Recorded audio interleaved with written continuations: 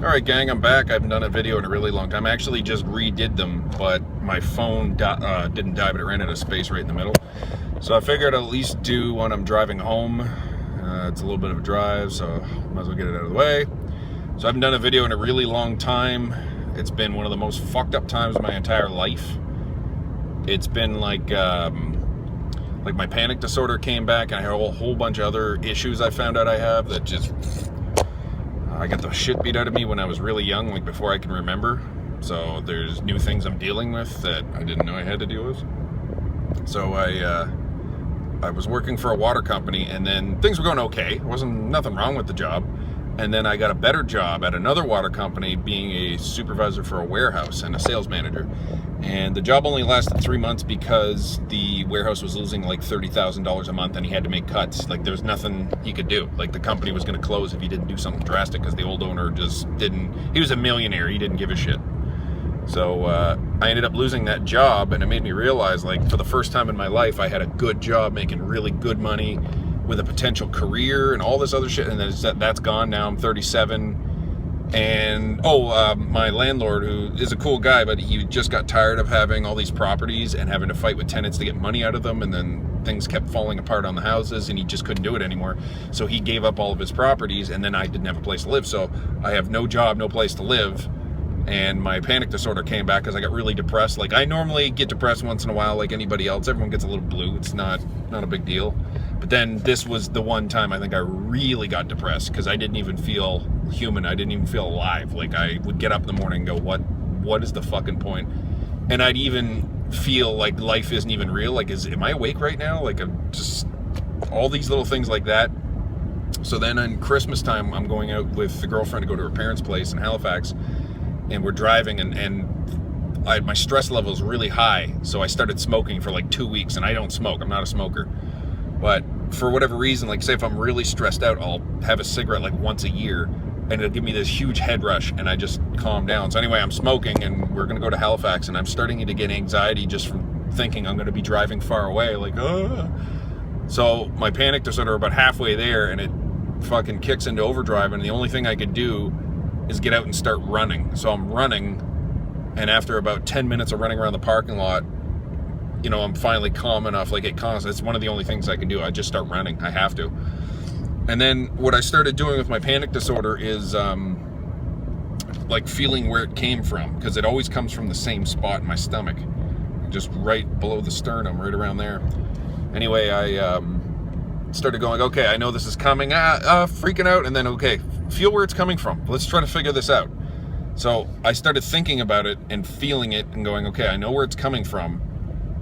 It's a pressure right here. So what does that mean? So then I'm trying to track down where it's coming from and what's causing it while it's happening, and it's scary as fuck.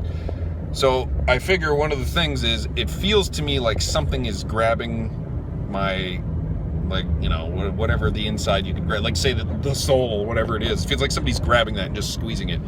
So I started thinking, you know, you're not welcome here. You have no power over me, and I'm in control. And by saying that over and over, all of a sudden my panic disorder went down like 2%. And then another few minutes go by, and I feel it easing off. And I've never been able to do anything to ease it off. It just comes, and I'm fucked. So I started having this mantra and repeating it, and I was kept my eyes closed. And all of a sudden I felt relief that I've never had before. Like I've never felt like it had been kicked out of me. And the only time now, like I think I've got it beat. The only time it really comes back is if I drink a lot and I get really drunk. The next day, my serotonin levels are all fucked up, and then I have the possibility, like everything worries me. But then after that, I'm fine. But you know, why bother? So anyway, fucked up time for me. Just panic disorder, depression, you know, just all this other shit happened. And now things are looking better. But I mean, I had a, I don't know, 6-month period there where, fuck man, I was like, how do I get through every day? I don't know. So now I live at home, which is laughable, but I also pay $100 a month in rent to my mom. So basically I pay for my own electricity and maybe some groceries, and that's it. So I mean, that saves me, I was doing the math, it's like $400 or $500 a month. So I mean, it could be worse. I'm on EI right now trying to find work, and I mean, that's given me some, at least I have time to think, to get my head, you know, all the time that I'm not working. I'm not looking for work. Well, I am looking for work, When I'm not looking for work, I spend the time thinking. Like, think about your situation, your choices you make, your life, and I've figured out I have more issues I had to work on, but I've also figured those issues out, and I think I've pretty much got, like everyone still has it, you know, you can still find you have small issues here or there, but I've got, I think, all the major issues worked out. So if that could help somebody, anybody else that has a panic disorder, I was at the mercy of the fucking thing, just you know, no control at all. But I started thinking about this center part here and telling it, you have no power over me, you're not in control, and it shrank it, and now it's gone. And if I ever start to feel panicky, like, you know, you just get out sometimes, you just walk and you look up and you think how big the sky is, and you go, and then it just comes back real quick. I do that mantra, and it's been right on the money every time. So like I said, I don't know if that's going to help anybody else, but that's the reason why I haven't been doing YouTubes. I haven't really been doing anything. It's just my fucking brain. I've been at war with the fucking thing. It's just fight for control, fight for it to do what I tell it, like what I want it to do, blah, blah, blah. It's just been a never-ending fiasco. So yeah, things are, you know, still not great, but they're looking up. I mean, I have nowhere to go but up now.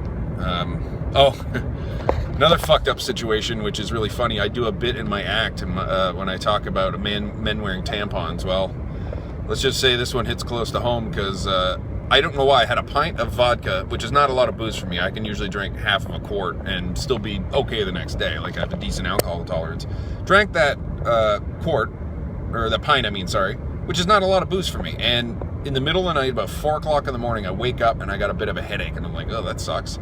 See a little pain right here, no big deal. And then it starts to get worse and it turns into a migraine. And that's the only time, like, I'm really fucked up is when I have a migraine and I'm rolling around going like, oh. And then I started to get nauseous. And then I had to get up and throw up. And I haven't thrown up in like a fucking decade, I'm sure. I puked really hard. And I had a hemorrhoid this whole time. And not a bad one, just one of those little ones you get. Just, I don't even know where I got it. My hemorrhoid blew up. And I'm bleeding pretty regularly, even right now, even though it's better now. So I asked the girlfriend, I need a tampon. I need, not a tampon, a pad. Sorry, I don't know the difference. So, surprisingly, I can do a full range of activities, and this this pad doesn't impede me at all. You know, just like the commercials say. So, sometimes, you know, truth is funnier than fiction. How funny is that, though? I have to wear a fucking pad because I'm bleeding all the time, and I don't want to, you know, big, bloody, caked up mess in my underwear. Anyway, just lately, life has been a fucked up existential and philosophical and, you know, financial, spiritual, pretty much every way you can put it. It's been a fucked up journey for me. You know, I just turned 38 too, and I'm living at home, and, you know, no career, no real property. The only thing I have is a good girlfriend and a car and cheap rent. I mean, that's all I got, and I'm 38. There are kids out of high school that are doing better than I am. Maybe it's because I have Asperger's and I'm still working with that and trying to figure that out. I don't know. Like, my mom has it too, but hers is different than mine, and she goes, well, I can succeed. Why can't you? And I'm like, well, Mom, we don't have this exact same brain condition. I think I'm stupider than you are or something. I don't know. Anyway, so this is something I've got to work with, is really try to figure out how to work with my condition and you know, use its advantages to my advantage and try to figure out how to get around the disadvantages. So anyway, what a fucked up time in my life. It's, you know, like at Fight Club, remember at the end when he fucking shoots himself in the mouth and then the buildings blow up and he's like, you met me at a strange time in my life? Well, it's a pretty strange time in my life. Anyway, guys, I'll do a few more videos. I gotta catch up and get some new